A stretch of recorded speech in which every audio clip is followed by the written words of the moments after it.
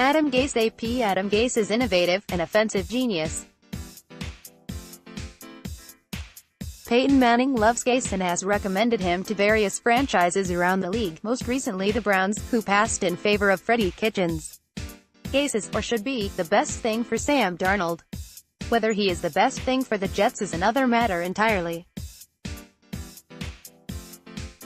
No one can say with any certainty whether Gase will be more than a quarterback whisperer and be better the second time. Well, Bill Belichick was right. After sinking with the division rival Dolphins, it is a red flag that he could not get along with wide receiver Jarvis Landry, and it is an even redder flag that he reportedly became power crazy enough to bark at owner Stephen Ross. And this is New York, which swallows imposters whole. If you do not have armadillo skin, you have no chance here. The jury is out on whether Gase does. And these are the New York Jets, who will be celebrating the 50-year anniversary of their one and only Super Bowl championship on Saturday, in case you haven't heard.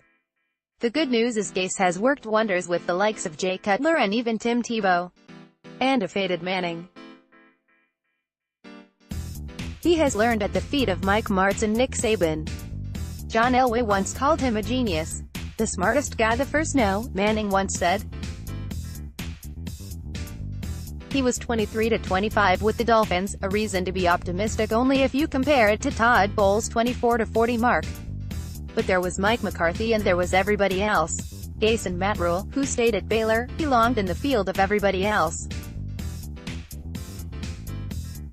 At least Gase is an offensive coach after all the defensive coaches the Jets have hired since Rich Kotite cough cough.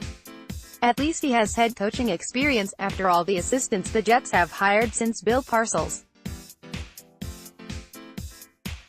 Or since Belichick's one day on the job as HC of the NYJ.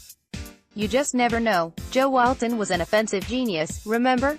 Didn't work out. Bowles was a defensive genius. Didn't work out. Here's what I can tell Adam Gase: I froze my butt off in the upper deck of Shea Stadium watching the Jets survive the Raiders 27-23 in the 1968 AFC Championship game.